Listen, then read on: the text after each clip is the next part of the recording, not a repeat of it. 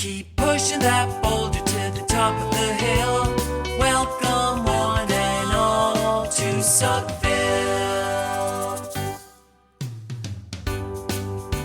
Extraordinary stories from ordinary humans? Yes, please. This is Live from Suckville, and I'm your host, Silva Florence, a writer, editor, and bike tour leader currently laid up in Suckville with a broken hip. When shit hits the fan, it's pretty easy just to want to throw yourself a pity party. In Suckville, of course. Now, while complaining does have its place, and there's nothing like a good venting session, it's a lot easier to slip into negativity. It takes a bit more energy, focus, and patience to lift our heads up, stay optimistic, and keep moving forward. But my guest today, Amanda Mays, is proof that no matter what kind of a circumstance we find ourselves in, we always have a choice of how to look at our situation and what to do with our beautiful scars.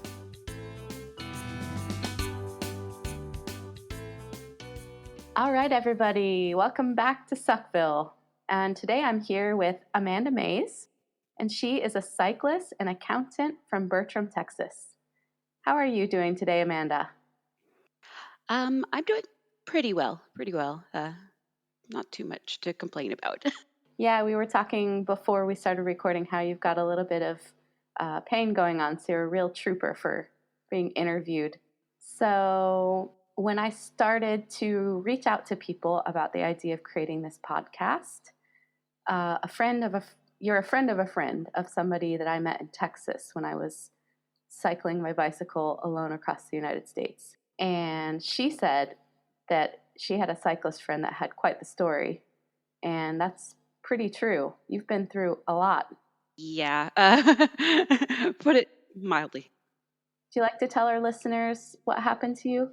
Sure. I'll start with just a small little backstory. I started riding in 2004. Kind of got interested. My husband had been actually in college taking mountain biking as a class. I just saw how fun people were having on bikes, so he bought me one. I would say I'm not a yoga person, but that was where I would go to, like, when I'm having a bad day, kind of, work through all of that. I absolutely understand. The bike is my stress relief ball, too. But I have a feeling that something's about to change, right? I was out on September 7th, 2019. I wanted to scout out a route to take a friend of mine on, involving stopping at a coffee shop and then just this ride. And we stopped at that coffee shop and then we kind of continued on, and we were about, I think, 35 miles into the ride. It was a very sunny day, no clouds. We had stopped to kind of consult, how are you feeling? Where do you want to go? Do you want to go this way, that way? And had just started back up, and I remember feeling and thinking to myself, oh my, I just got hit. Being cyclist for 15 years, we were looking, didn't see any cars or anything, riding on the edge of the road, single file. We had barely clipped back in and gotten going. And I do remember that part. I do remember. And then the rest of this is kind of reconstructed from the police reports. I flew 130 feet in the air. It launched me in the air. He hit me from behind. I actually flew past my husband and landed in a ditch, which probably saved my life, that I hit the ditch instead of the pavement. They call out an ambulance. They take me to the hospital. The ambulance decided to give me ketamine. Some people call it a horse tranquilizer. It has an amnesiac quality. So he gave me that, hoping to intubate me because he could tell from my breathing something was going on. That's why I don't remember anything. I actually didn't have a head injury. So what happened when you got to the hospital? I ended up having internal bleeding. They estimated 2.5 to 3 liters of blood from a artery that's called your mesenteric artery. It supplies, Mamma mia. as an accountant, I've learned a lot about anatomy. It supplies your colon. It supplies your small intestine. It had ripped. They had to cut from just below my rib cage to 1 inch below my belly button to get in there. I was totally blessed. Whatever you believe, something was on my side, because they were expecting me to lose part of either my colon or my small intestine. They repaired it they actually did if you watch TV, they're always talk about a Whipple surgery. They'll talk about it on medical show. That's actually what they had to do. And they left me open overnight and went back in. And the doctor even told me, he's like, it was textbook. It was perfect. You didn't lose Wow. anything. So that you were literally open all night. They left me open overnight with a sponge like in my stomach, very lightly That is stitched. something I didn't even know could happen. Yes, Thank you, and Amanda. my husband, they were supposed to keep me sedated. I woke up and I remember that night was the only night they gave me a piece of paper because I was on a ventilator. So then I write to my husband, I say, stopped. And he knew that meant, did the driver stop? And he nods. I was like, okay, that's good. And then I said, bike. And my husband gives me a, sad face, like shakes his head. And I was like, okay, Yeah, we cyclists were always worried about what happens with our bike, right? When we're in pieces. yeah. And then I was like, our plan later that day was to watch the football game. And so I said Aggies, and he said, mm. And so I was like, okay, I don't want this paper anymore. Y'all are just saying no to everything. I imagine it was kind of crazy. So, what happened the next day? The next day they go back in, stitch me back up, and my left lung had partially collapsed. I had 15 fractures. I fractured, Wow. I think it was 4 or 5 ribs on my left side and one on my right side. I broke my T12 vertebrae. Fortunately, it did not hit the spinal cord, so it was considered a compression fracture. I had sprained my entire back, my neck, broke my pelvis at the sacrum, which is the back part of your pelvis, and then at the pubis, which is kind of the front Hmm. part. I also snapped my ulna in half. Is there something that you didn't break, girl? um, You're like the bionic woman now. Yeah, I oddly only had 3 surgeries, those 2 with that and my arm. I had these 2 deep puncture wounds. This was Wow. really disgusting because one of them was in my buttock, and they don't know what caused it, but the trauma surgeon said when he stuck his finger in there, it was the length of his index finger, Oh, and my he was word. pulling out. Of course, I've hit a ditch. He's pulling out grass. He's pulling out plastic. He's pulling out things, and so they had to put me on a wound vac, which is it just sits there and kind of like drains things. Oh, my God. What an experience. And then I had a puncture wound, we think from my bottle cages on my right leg. They had originally tried to staple it. It got slightly infected. So they had to put me on a wound vac for that. Anytime I hear wound vac, I'm like, oh, okay. Not much makes me cringe. I've never been that way, but those things I'm like, ew, ew, ew. The words wound and vacuum together just doesn't sound Yes. like it could be possibly Yeah. anything good. I don't even like vacuuming. Yeah, So, I don't either. I know it's like, and then it's just sitting there thinking, yeah, it's an amazing ugh, accomplishment of science, but they're very gross. blah. So I imagine with all this going on, you didn't get out of the hospital very quickly. I ended up being on the ventilator 6 days. Was really frustrating. They thought I'd be on it 2 days. Every time they would try to pull me off, the pain levels would spike, my blood pressure would go up. And I think the 3rd or 4th day, they said only immediate family could come visit. It was people were just I could hear them, and I was recognizing things, and it was just amping up my blood pressure. They finally pulled me off at 6 days. At day 10, there was blood. They had to do a chest tube, which was a little shocking. They pretty much just do that while you're laying there in the hospital bed. Stick a tube through your, like, it's right kind of where the lower part, if you're a woman, like your breast is. No big deal. We're just going to cut you open and stick this tube in you. So that was a little crazy Wow. and very painful when you've got all those broken ribs. But I'm almost afraid to ask, but did you have any other complications? that was really the only complication I had, other than it was taking them longer to get me up and moving because it was so painful. I ended up being in the regular hospital 16 days. And then I went to a rehab hospital. I was there 10 days. That one, though, they thought I'd be there 14 days. And I was like, no, I am done here. I imagine you were ready to go home. Yeah. And didn't you say something earlier about your back as well? And the way to deal with the back was they didn't want to do surgery. I learned back surgery has become very much a last resort. It's almost like a band aid. It would have made my back so much better at that time, but over time, I would have had to have more surgeries. So I still haven't had to have Okay. one yet. They put me in a TLSO brace. I sent you one picture that has me in it. It's a big white clamshell. I will put a picture of that on social for sure because it's pretty impressive. Anytime I was above 30 degrees up, Hmm. I had to be in it. I had to actually shower in it. How long did you have to shower in it for and all of that? 3 months, or actually, it was 97 days before I got out of Oh it. my goodness. After I got out of the hospital, people were like, "You need to decorate that." So I started having friends send me stickers, and it was actually kind of funny. So, what about mobility? I'm sure you left the hospital in a wheelchair, I would imagine. Yeah.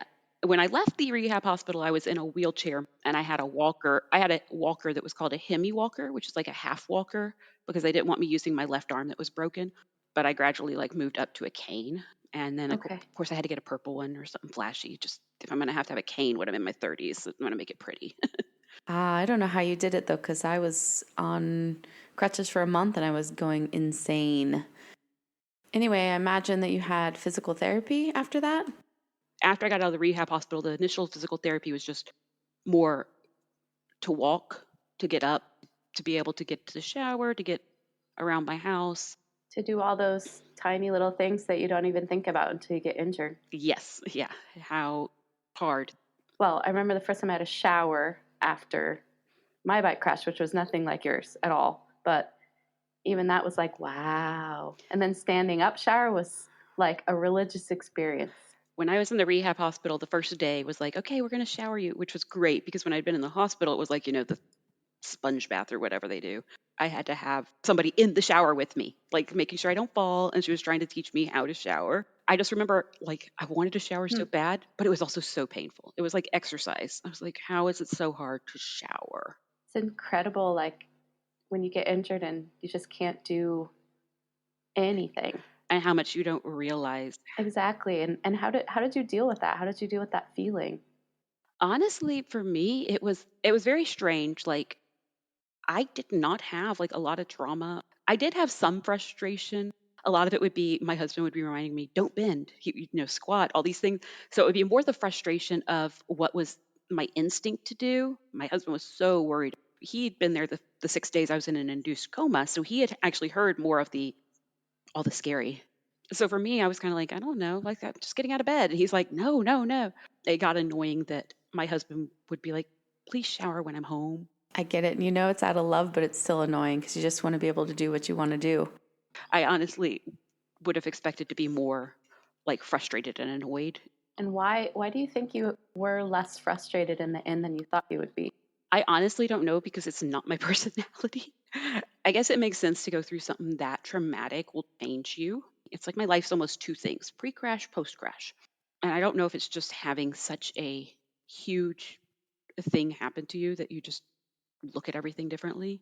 Sounds like though you have a really good attitude about all of this. I consider myself positive, although I don't like, I guess I always think of both sides of it. Kind of like a realistic optimism, I guess you could say, right? My doctors would be like, yeah, you're probably going to have back pain all your life. And I'm like, probably, but there's a chance I won't. So, and then I had the back pain. Oh, I like it. It's like a game of focus. I mean, I'm always saying to people that, and I try to apply this to myself too, that there's no sense in worrying about something that might not occur, right? And then if it occurs, then you deal with it. Also, when you're going through that much, it's just you have to find a way to filter what you can handle. Yeah. Like when I hit a little over a year was when I went into actual therapy, like talk therapy. It took a while before it really hit me, like how much my life changed. I think working through the physical therapy, you kind of just keep thinking you're going to get to the finish line and maybe like everything's going to be whole again. And then you're like, oh, wait, no. What are some of the ways that your life has changed the most? Like the after crash life? I think, well, a big one for me was, I used to like a certain type of writing. It's still not possible for me. I'm not going to say never. Some of it is I don't like doing core work. I need to do more core work. Um, Does anybody like doing core I don't work? think so. I mean, maybe somebody, I don't know. I feel like there's a special breed of person that maybe does, but not me. It's not me.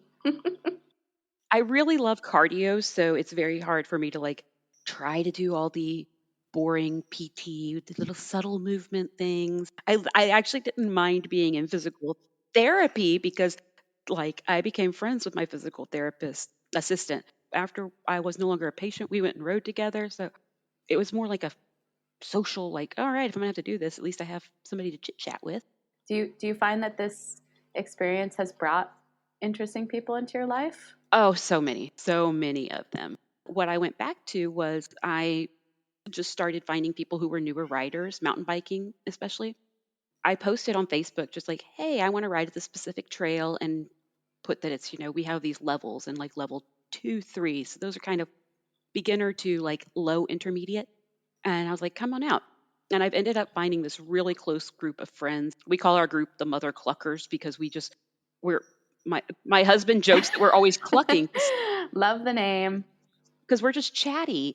I had led women's rides, but never really like put myself out there. And they're just a most wonderful group that I wouldn't have met otherwise. And so it almost fulfills me more than racing ever did. The coffee shop that I mentioned that we stopped at, the woman there, she's also very religious and she was just drawn to us.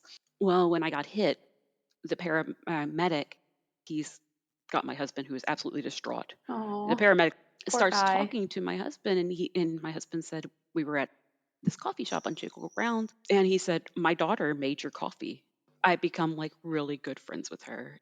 Heartwarming. Yeah, I really wanted to meet these guys. They're the guys that helped save my life. I was calling the fire station. They're trying to get how to set up a meeting. And it ended up being I messaged the lady who owns the coffee shop. And she's like, within an hour, I had the phone number for their supervisor to set up a meeting.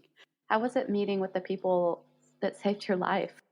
It was it was like I'd known them forever in some ways. And they were just like wanting to hug me. And they'd known how I had been doing because of that little coffee shop. The EMT's wife said, he has calls that stick with him. And that one was one. He even came into the hospital to talk to my father. Having those people to consider friends now is pretty amazing. This whole story of yours is pretty amazing, actually.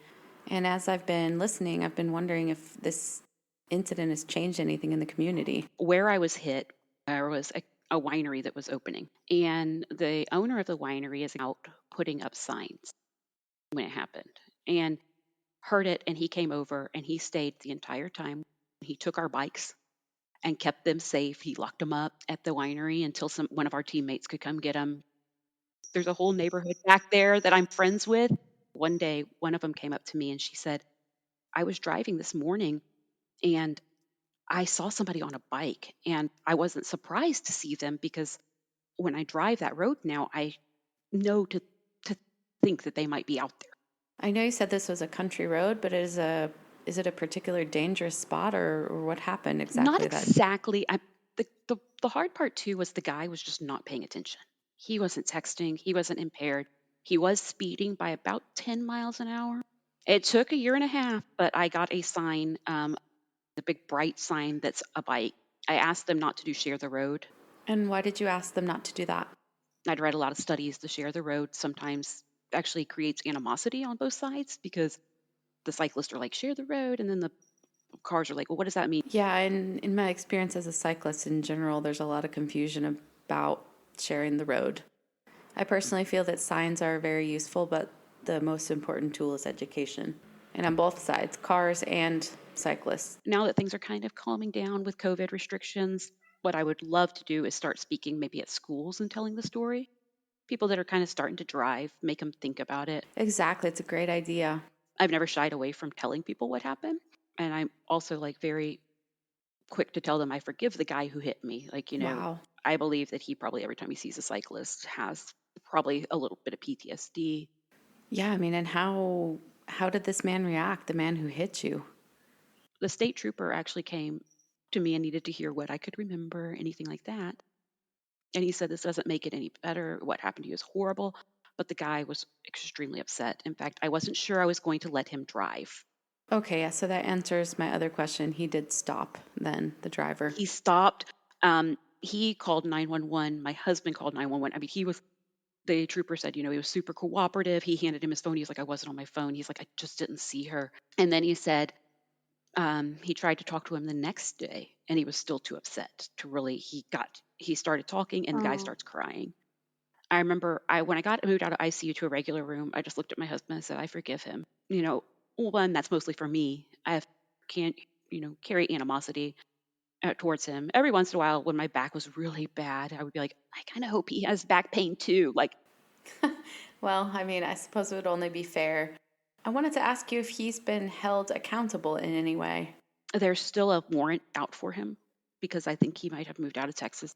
The trooper actually did something that's very rare. He filed felony charges against him for aggravated assault with a deadly weapon under the special circumstance of reckless driving. But the DA couldn't take it to the grand jury here in Texas. And the DA actually spent an hour meeting because I wanted to understand, why.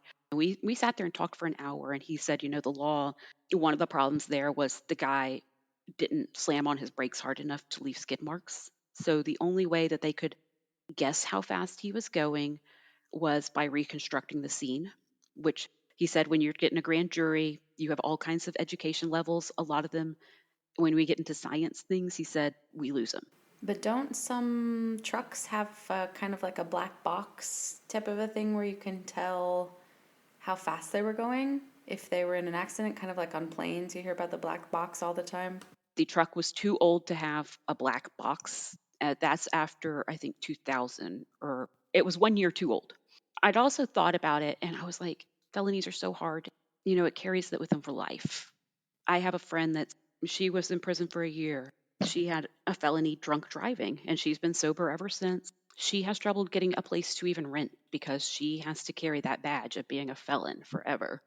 And it's really amazing that you can make that distinction, though, between, this person that really hurt you and the fact that, he's not perfect and he made a mistake. This guy, he's remorseful. It really stinks that there's no law to protect the cyclist or to do more, but he also didn't need to go to prison, in my opinion. What's going to happen to, the guy that hits me, like ruining his life isn't going to repair mine. It's not going to give me anything back.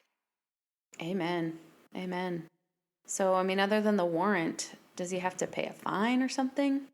He's already paid one for failure to control speed, but he now there is a misdemeanor warrant for reckless driving, and I think there's two of them. But at the end of the day, I don't even think it'll be $1,000 in fine, which is fairly ridiculous. But he also doesn't need to go to prison. I suppose sending him to jail would really just be a bit of a waste of tax dollars and resources. But it seems like the fine is nothing. I did go speak at our state capitol. We were trying to get a safe passing laws passed, where there's actually, if you hit a cyclist, there's a immediate fine. It's a very uphill battle in Texas. The way Texas works, it's very complicated. Our legislature only meets every 2 years, and they have a lot going on. So it did make it out of committee, which is pretty big. Oh, well, that's kind of a bummer, I would imagine. But it was kind of like a nice healing for me to go speak at the Capitol And battle to get the law changed. how many years after your crash was that? It was last spring, so not even 2 years. It happened 2019. Yeah, September 2019. So it'll be 3 years. And then you got a pandemic right after that. I know. Yay. Yeah, and it was like finally it was funny. I wasn't a hugger before, and then I was like, hugs, yes. And then pandemic, and I'm like, I know hugs are no. like one of the things that everyone misses the very most, I think. And when you do hug someone, then you feel like you're doing something illegal. Yeah. It's not quite, I mean, Texas is a little bit renegade anyway, so the hugs have been back for a while, mostly. But Well, what do you have any advice for anybody that's maybe, just had a bike crash or a injury of any kind that maybe keeps them very limited? I think we kind of talked about one of the things that I learned about and really talked about with my therapist was toxic positivity is a term for it. I had a lot of people don't know what to say, but you get a lot of people who are like, oh, it could have been worse. Oh, you're so lucky. Oh, you could have died. Which is true, but it's not the whole story, right? Yeah, and it almost felt like it diminished I wake up every day knowing I'm lucky. Like I am walking, I still mountain bike, maybe not at the what I wanted to, but I can do so much. So there's never a day I'm not thankful. The Department of Public Safety sent me a victims counselor, kind of talk with the whole process. She was also a licensed social worker, and she said, I won't say you're lucky. The circumstances are the best they could be, but she said you're not lucky, and really taught about, you have to give every part its space. Like, I mean, I would have days where I just really needed to kind of, I wouldn't say wallow, but But it is okay sometimes to just have a good wallow, you know? It releases stress hormones too. It's actually good for you. my mom always just tells me, and then flush the pity potty. So she's like, get it all out and then I love that. flush the pity potty. I tell people, I was like, if people are really pushing you to be so positive and they don't want to hear that, they get worried about it, text me. I'll listen, because every day can't be good. And, you'll see people out riding. It's hard to miss out on stuff. It really is. As the biggest thing I learned was it is okay to not be okay every day. Or I've had some people say, I was just hoping you would get over this. And I love them and care about them. And I am glad that they cannot understand why this is something that I will never get over. I think every single person has a different way of dealing with what happened to them, and everybody has a different journey towards healing. I have a good friend whose brother committed suicide, and it's a big part of her life. It's been 20 some odd years. Exactly. We're all different. Do you ever catch yourself asking why? Why did this happen to me? I don't ask why I didn't die. There's a reason for everything. I see people who are much worse off than me, or I see people who have been hit and their injuries sound very similar, and they're doing, really half Ironmans or these like big things, and I'm like, why can't I do that? Yeah, I had to learn not to compare myself and just be thankful with where I'm still going. And I think that's really hard, and that's what I try to talk to people who have gotten, even if it's, like you, where it was just a crash, where there wasn't somebody else involved or something too. It's like, don't Yeah. try to compare your journey to somebody else's. And I really appreciate that, because I look back at all the things that I used to be able to do, the long rides, the hikes, the bike tours, and I think, when am I going to be able to do that again? It is hard, if you were, you rode all the time and you had these goals, and now you're like, okay, I got to reevaluate them. Even when I found things that replace a lot of it, it's like, all right, I'm pulling the plug on this ride at an hour, and I used to ride 4. We just have to choose to be patient. I love to go out to the Big Bend area of Texas, and they have an expression that's like, they say mañana, but it doesn't mean tomorrow. It just means it can wait, basically. Ah, it's lovely. I love that. We don't need to worry with that today. So I'm trying to embrace that in the, okay, I can't do that today. Doesn't mean it's never going to happen, but it's just mañana. You are a pretty impressive woman. I mean, this is a very inspiring talk with somebody who has been through a lot of shit, and you are still, you're very clear about it. You really have tried to integrate this into your life as well as you can. I don't know. It's a weird thing to say that I'm thankful for almost getting killed, but I am. I just think the way mentally it's changed me is kind of beautiful. And what do you mean by that? How would you say that it's changed you in such a deep way? I had a very, I think, jaded view of people. Like, people aren't that nice or anything. No, people are so willing to help. I didn't know most of my neighbors. Some of them came and mowed our yard. They'll do things for me. Like, they'll help. And it's like, oh no, people are really good. There's more good people than bad people out there. I 100% agree with that statement. Thank you so much, Amanda. It's been such a pleasure having you on to talk about your extraordinary experience and your even more extraordinary outlook. Yeah, thanks for having me tell my story. You're welcome. Bye, Amanda.